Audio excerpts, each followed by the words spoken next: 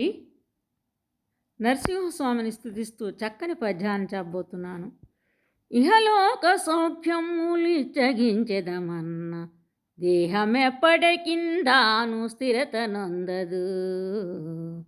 ఓ నరసింహస్వామి, ఇహలోకము అనగా భూలోక సుఖాలని కోరుకుందామంటే ఈ శరీరం అనేది నశ్వరమైనది, స్వాస్థ్యమైనది కాదు. ఆయుష్షు ఉన్న పర్యంతంబు పడితము నొక తీరిన నుండ దుర్విలోన. జీవితాంతము బలం అనేది ఒకే విధముగా ఉండదు ఈ భూమి మీద. బాల్య యవ్వన సుదర్బల వార్ధకములను మూడింటిలో మునిగడి మురికి కొంప. ఈ దేహమనే కట్టె చిన్నతనము, ప్రాయము, ముసలితనమనే మురికి గుంటలో మునిగిపోయే తోలితిత్తే.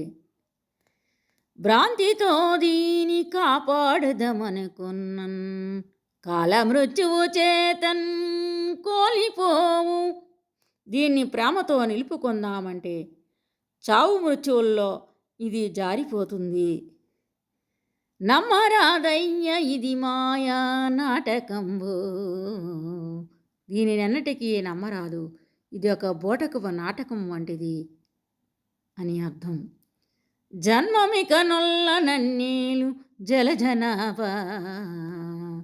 పుట్టుకనేది నాకొద్దు తండ్రి, ఓ పంకజనాభా నన్ను రక్షింపుము అని దీని యొక్క అర్థం. ధన్యవాదములు.